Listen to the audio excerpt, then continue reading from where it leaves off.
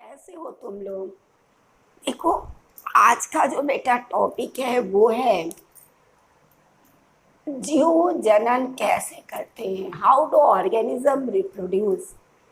देखो, जो जनन है, रिप्रोडक्शन है, ये जीव में होने वाली एक आवश्यक प्रक्रिया है।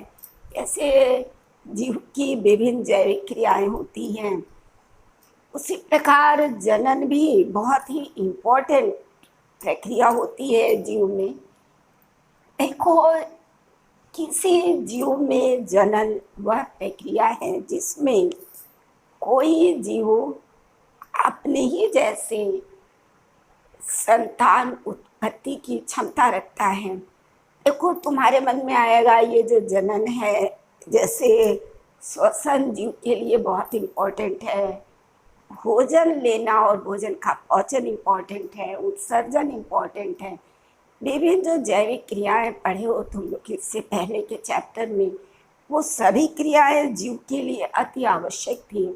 तो ये जो जनन है, जिसकी परिभाषा बनती है कि जीवों के वे लक्षण जिसमें जीव अपनी जाति परंपरा को बनाए रखने के लिए अपने ही जैसे संतान उत्पन्न करते हैं, उसे जनन कहते हैं, रिप्रोडक्शन कहते हैं।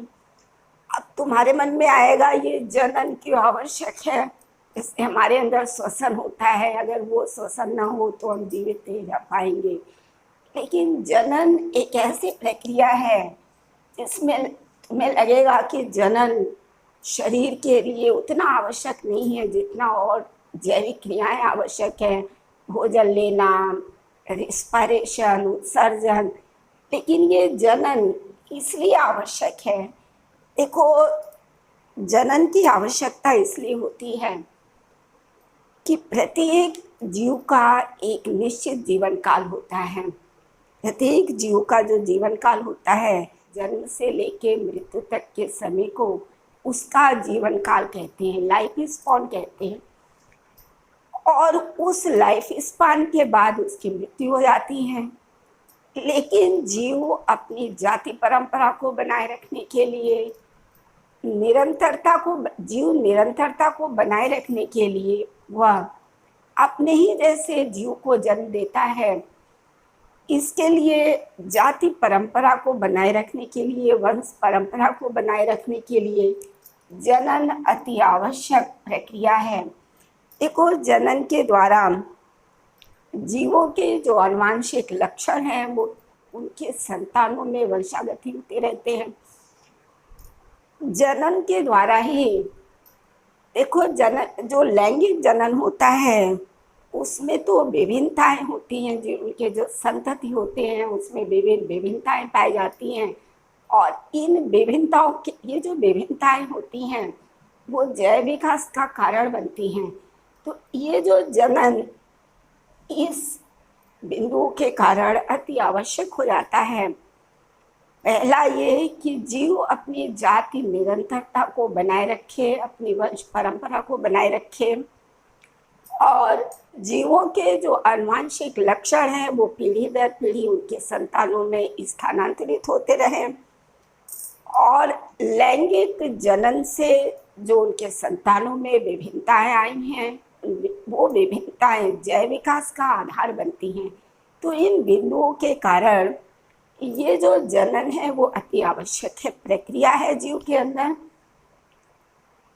देखो, ये जो जीवों में जनन है ये निम्न ब्रॉड लेवल पर, वैसे तो जनन की बहुत सारी प्रक्रियाएं हैं लेकिन मुख्य रूप से दो भागों में बांटा गया। एक होता है अलैंगिक जनन और दूसरा होता है लैंगिक जनन। ये दो उसके डिवीज़न हैं, ब्रॉड बड़े डिवीज़न हैं, अलैंगिक जनन और लैंगिक जनन। देखो, आज तुम्हें पढ़ना है अलैंगिक जनन, एसेक्सुअल रिप्रोडक्शन। ये जानना है एसेक्सुअल रिप्रोडक्शन। देखो, जो एसेक्सुअल रिप्रोडक्शन होता है इसमें जो संतान या जीव बनते हैं उनके एक ही जनक होते हैं, एकल जनक होते हैं, मेल फीमेल दोनों से नहीं बनता। इनके जो जनक होते हैं वो एक ही होते हैं। और इनमें इन जनकों में जो संतान बनती है उनके लिए युग्मक का निर्माण भी नहीं होता, और इस जनन के द्वारा जो संतति बनती है वह आनुवांशिकी और आकार के रूप से अपने जनक के समान होती है। तो ये तुम्हारी विशेषताएं हैं और लैंगिक जनन की। जीव में निम्न 2 प्रकार की कोशिकाएं पाई जाती हैं। एक होती है सोमैटिक सेल, और दूसरी होती है रिप्रोडक्टिव सेल। 2 ही तरह की सेल होती हैं, सोमैटिक सेल और रिप्रोडक्टिव सेल। देखो, जो अलैंगिक जनन होता है उनका जनन जो है सोमैटिक सेल द्वारा होता है, कायिक कोशिकाओं द्वारा होता है। इसीलिए अलैंगिक जनन को कायिक प्रजनन भी कहा जाता है, कायिक जनन भी कहा जाता है। कायिक कोशिकाओं में जो विभाजन होगा वो माइटोसिस होगा, सूत्री विभाजन। कौन सा विभाजन होगा? माइटोसिस, सूत्री विभाजन से ये बनती हैं। ठीक है, कोशिकाओं में विभाजन के लिए 2 विधियां हैं, एक है सूत्री विभाजन और एक है अर्धसूत्री विभाजन। तो ये जो अलैंगिक जनन है इसमें जब जनक की कायिक कोशिकाओं में विभाजन होगा, वो विभाजन कौन सा होगा? सूत्री विभाजन। ये जो जीव बने वो आनुवांशिक और आकार के रूप से अपने जनक जीव के समान होते हैं। तो ये तो विशेषताएं हो गई अलैंगिक जनन की। देखो, ये जो अलैंगिक जनन है, एसेक्सुअल रिप्रोडक्शन है, वो निम्न प्रकार से अलग अलग जीवों में अलग अलग प्रकार से अलैंगिक जनन होता है। तो वो जो पहला है वो है, देखो, विखंडन। ये 2 तरह का होगा, बाइनरी फिजन और मल्टीपल फिजन। देखो, द्विविखंडन और बहुविखंडन। विखंडन अलग अलग जीवों में अलग अलग प्रकार से होगा, 2 तरह का विखंडन होगा। दूसरा है खंडन, फ्रेगमेंटेशन। तीसरा है मुकुलन, बडिंग। चौथा है पुनरुद्भवन, रीजनरेशन। 5वां है बुजारों द्वारा, बाइस्पोर। और छठा है कायिक जनन या वेजिटेटिव प्रोपगेशन। ये जो वेजिटेटिव प्रोपगेशन है वो निम्न 2 प्रकार का होता है। एक होता है नेचुरल वेजिटेटिव प्रोपगेशन, प्राकृतिक कायिक प्रवर्धन, और दूसरा होता है कृत्रिम कायिक प्रवर्धन। तो 2 तरह के कायिक प्रवर्धन मिलेंगे, एक प्राकृतिक मिलेगा नेचुरल वेजिटेटिव प्रोपगेशन और दूसरा मिलेगा आर्टिफिशियल वेजिटेटिव प्रोपगेशन।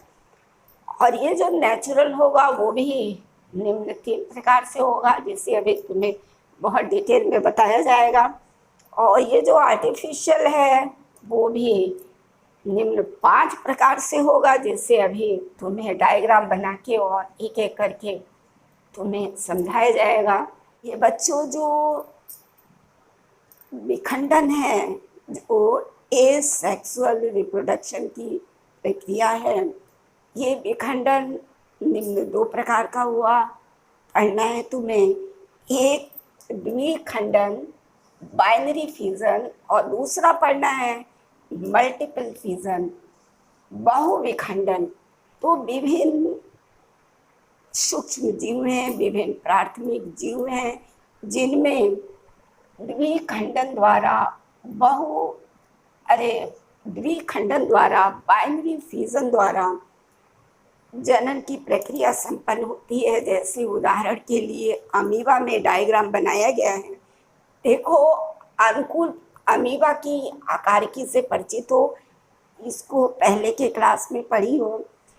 देखो, इसका जो शरीर का आकार होता है वो अनियमित आकार का होता है।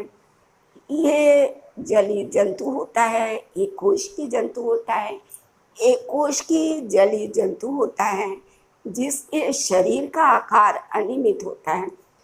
देखो, इनमें जो जनन होता है वह द्विविखंडन द्वारा होता है। द्वीप विखंडन की प्रक्रिया में यह जो अमीबा है अनुकूल परिस्थितियों में अत्यधिक विकसित हो जाता है। ये अत्यधिक विकसित हो जाता है जिसके कारण इसके प्लाज्मा या जो इसका सूक्ष्म जीव होता है, उसका जो शरीर होता है, उसके मध्य में संपीड़न पैदा हो जाता है, कॉन्स्ट्रिक्शन पैदा हो जाता है, खिंचाव के कारण बहुत लंबा हो जाता है, तो ये संपीड़न पैदा हो जाता है। और इस संकीर्ण के कारण पहले इसका केंद्रक दो भागों में विभाजित हो जाता है और फिर इसकी कोशिका भी दो भागों में विभक्त हो जाती है। और इस प्रकार पहले केंद्रक विभाजित हुआ और फिर इसकी कोशिका भी दो कोशिकाओं में विभक्त होकर दो पुत्री कोशिकाओं का निर्माण करती है। इस प्रकार अमीबा के एक जनक कोशिका से दो पुत्री कोशिकाएं बन जाती हैं और यह द्वीप विखंडन की प्रक्रिया संपन्न होती है। इसी प्रकार ईस्ट में भी होता है। ईस्ट में जो जनन होता है वो मुख्य रूप से बाइनरी फिजन के द्वारा ही होता है। जैसे अमीबा में कई सूक्ष्म जीवों में, ये अमीबा में और ईस्ट में द्वीप विखंडन की प्रक्रिया बहुत प्रचलित है। तो ये हो गई द्वीप विखंडन। और जो दूसरा है खंडन विखंडन की प्रक्रिया जो दूसरी है वो है बहुविखंडन। देखो यहाँ पे प्लाज्मोडियम में प्लाज्मोडियम जो कि मलेरिया परजीवी होता है, जो कि मच्छर इसका कैरियर है जिसके द्वारा ये फैलता है। ये प्रोटोजोआ होता है, एक कोश की प्रोटोजोआ का जंतु होता है। देखो अनुकूल परिस्थिति में ये जो प्लाज्मोडियम है जो कि मलेरिया का परजीवी होता है, एक कोश की जंतु होता है, ये इसकी जो कोशिका होती है वो विभाजित होकर बहुत अधिक कोशिका बना लेती है, कई कोशिकाएं बनाती है। और ये जो कोशिकाएं होती हैं बार बार विभाजित होकर जब अत्यधिक हो जाती हैं तो इसकी जो लेमा होती है, ये जो प्लाज्मोलेमा होती है वो ब्रेक कर जाती है और इसमें से सभी न्यू कोशिकाएं डॉटर सेल फ्री हो जाती है। तो इस प्रकार प्लाज्मोडियम में बहुविखंडन द्वारा जनन होता है। देखो जो तीसरा है एसेक्सुअल अलैंगिक जनन की प्रक्रिया, तीसरा टाइप है वो है खंडन फ्रेगमेंटेशन। देखो ये जो फ्रेगमेंटेशन है वो इस पायरोगायरा में दिखाया गया है डायग्राम में। देखो इस पायरोगायरा एक बहुकोश की सूक्ष्म शैवाल होता है जो जल में पाया जाता है, तालाब वगैरह में पाया जाता है।